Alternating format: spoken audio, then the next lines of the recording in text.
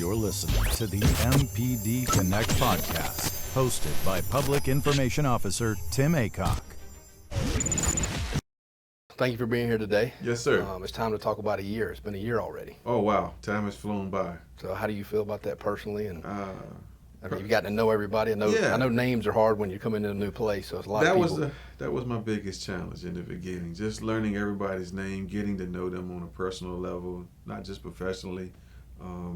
It's been great. Time has definitely gone by fast. Made a point to not only get to know the staff, but also get out in the community. So it's been great thus far. Good.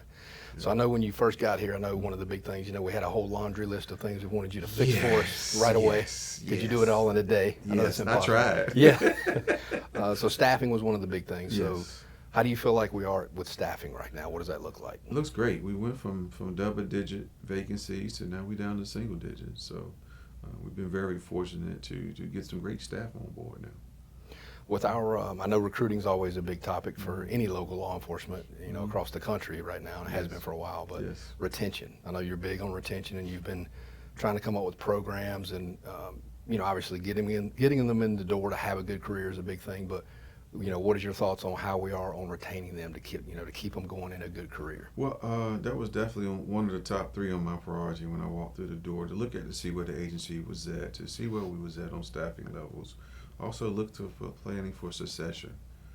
So from week one, start looking at a succession plan, looking at a career development track that was approved this previous February.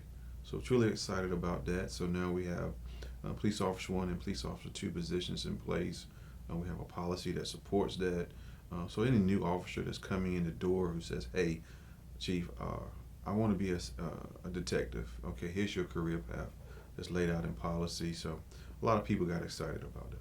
So what do you feel about, how we're moving on the health and wellness? I know that's been a big topic of yours and agenda as well. So I know we've added a couple of things here that have been a huge hit, really bigger than I think any of us thought it was going to be. Excited.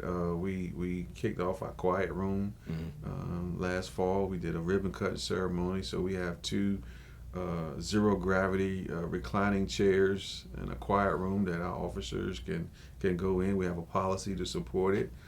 They can go up to at least 15 minutes twice per shift. Longer if needed, depends on what the call of service is calling for. So mental health and wellness is very big on me, for me to support my people and make sure, hey, it's okay to ask for help. And I know one of the big things too is we can really brag about, because we're very fortunate in our agency, in our town, to have it, is our expanded advanced EAP program. Could you tell us a little bit about that so the public knows? Yes, that was one of the things that I was excited about when I came here, and learning about all the different benefits. Most places that you go to, the EAP program gives you like 6 free visits.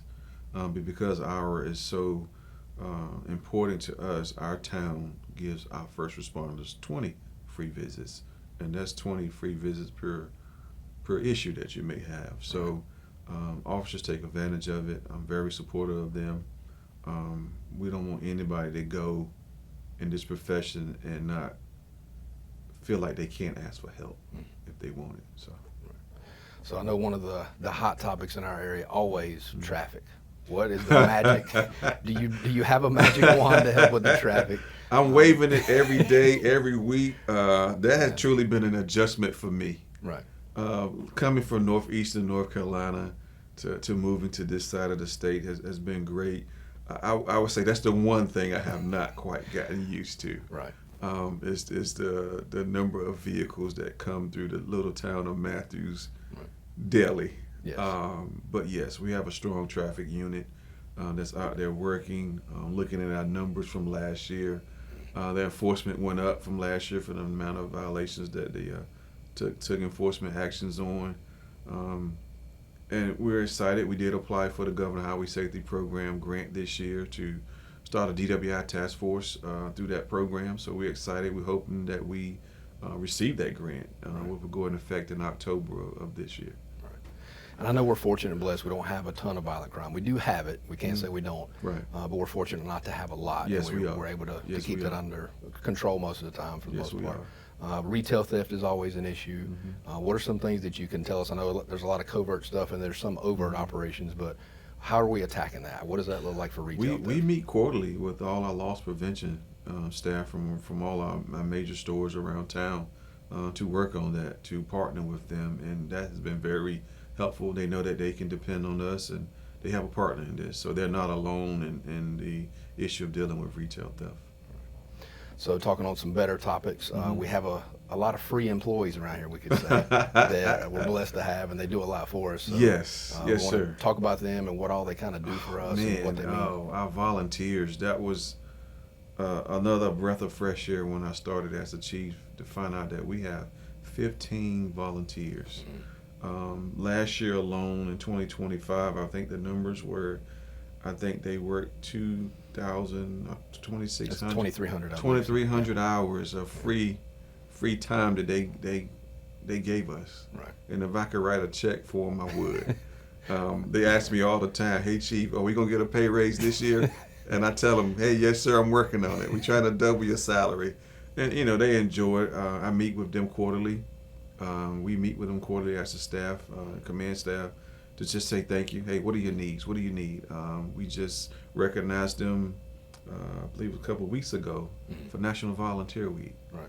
So we did a big luncheon for them, got them a new raincoat, because, I always want to make sure they got the right equipment when they're out there helping out, whether it's directing traffic or whether they're setting up a tent or whatever the case may be. I cannot say how excited I am about having those volunteers and letting them know that how much they're valued and appreciated. I know our core unit has really been hitting the streets hard. Yes. They've been really, building our community stuff and relations up more and more. Yes. How important is that, and what all else do we really see for the future to grow that more? Community policing is big on my list. It's big. You have to get out there and form those relationships, form those partnerships in that community, build that trust. More importantly, they have been very busy. We just had our first Citizen Police Academy since I've been here.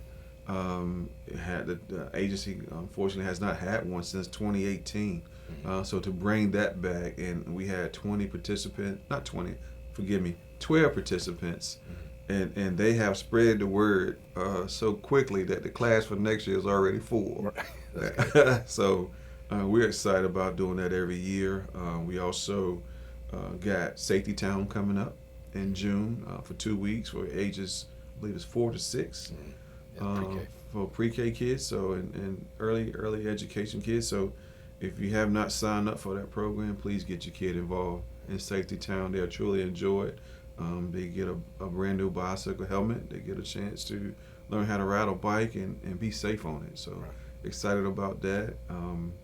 Also, another big one for our core that we pushed out was our chaplain program. We kicked that off. We went live with it in January. We started meeting with them in November of last year, so now we have 14 chaplains who are committed to helping serve not only us as officers, but our community.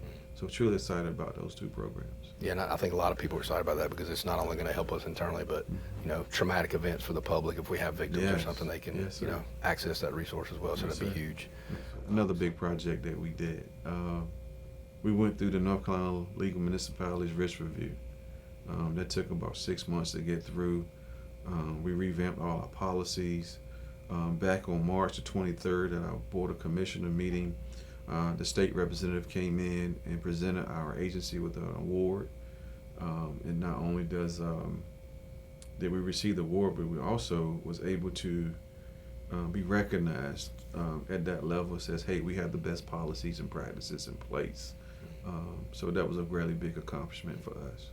And it's a renewal every 3 years. So every 3 years we have to go through that process. And on that topic, accreditation, is that something we're looking at? Absolutely, absolutely. Just did some restructuring internally. Hopefully we're looking to start our new accreditation manager July 1. So we will be looking to move towards the North Carolina League, North Carolina Law Enforcement Accreditation, so we're looking forward to that. So I know you've been able to hit a lot of areas this year. So yes. What can you tell us about next year? What's on your plan? Next year, future growth. Asking now to get some security cameras downtown. As you know, Matthew Alive is every year. They estimate about 200,000 people come through a 4-day event here in Matthews. So just having that force multiplier, a lot of cities have, security cameras around town. And our downtown is beautiful. If you have not had a chance to come to Matthews and visit our downtown area, please come. We have Stumptown Park, which hosts a lot of events. I think during the summertime is music in the park. That is the hub. So just increasing those security camera presence down there and having that ability. Looking forward to that, along with transitioning into accreditation, and just continue to push forward. So you got plenty to do. You're still busy. Plenty. Yes. Right. Yes. Well, I'm gonna be busy for a while. With, recruiting and retention is always at the top. Right. You're always looking to fill positions, and you're looking to retain those great officers that are here. Not just officers, also our civilian staff. Right. I don't want to leave them out. We've been able to fill some positions on civilian side. We have a telecommunications center. If anyone out there is looking to get in law enforcement, but I don't want to be a police officer, but they want to be in the profession, telecommunications is a great way to start. Anything else you think we missed or you want to touch on? Oh, wow. I know there's a lot. But Our podcast. yeah. Sitting in this seat. Yeah. MPD. MPD Connect. I think that's what we named it, Yeah, MPD Connect. Yes. So we kicked that off last fall as well. Yes, we did. And thank you for all the work that you, Tim. I appreciate it. You're doing an excellent job as our PIO for managing our social media sites, to bringing in these guests like this. I know last week you had someone here for mental health. So we're looking forward to posting that video. So we've been doing a lot of great things. We got a lot of great staff here, and just excited about our future. Yeah. And just hitting on that too, the retention and the recruiting and all that, because we are trying to get the best of the best. So just like the family atmosphere, I know you've had a couple other agencies you worked at before, and you talk about the family atmosphere here and kind of the love we have for each other. Touch on that a little bit about not only they're looking for a career, but to have that connection with actual career-minded people as well. Yes. I want to create an environment that people love coming to. As you know, our job is stressful as enough. For what we see in the news, to just, you never know what that next call is going to bring. But creating an environment that people feel valued, they see growth, they see a future. Having that support from all levels of supervision is big for me. We probably have done more cookouts in the past month in support of Telecommunication Week, Volunteer Week, National Police Week. I think my staff is tired of eating hamburger and hot dogs and grilled chicken. We need treadmills now. Yeah. But not just from a staff perspective, from my businesses. Let me touch on that. Oh, wow. Every week somebody's bringing us cookies, cakes, chips, drinks. Please keep bringing them. But I'm hoping in this video my stomach has gone down. I did gain probably about 10 or 15 pounds my first few months here. Because of the overwhelming love. You don't see that much. It's refreshing when you got a community that truly supports public safety, not just police, but also fire. I don't want to leave them out when you talk about public safety, but it's definitely refreshing. Yeah. And I know we usually have the joke stuff with the fire, but we're fortunate we have a really good relationship with our fire department. Yes, we do. And they actually partner with us on a lot of things as well. So it does. Chief Kinnenberg and I work really well together. So I'm truly thankful for that relationship. All right. Anything else you think? You think that's? I'm thankful. I thank God for this. Getting through this first year. It's truly been exciting, not just for me, for my family. The amount of progression we've made as an agency, to go from double-digit vacancies to now to single digits, and we're still got people in the background. That's looking forward to getting those people in position as well. If you're looking for a career, whether it's on the sworn side or civilian side, come to Matthews Police Department. That's a perfect way to end it. Well, I appreciate your time, sir. Yes, sir. Thank you so much. Look Thank forward you. to next year. Yes, sir. Yes, sir. Looking forward to it.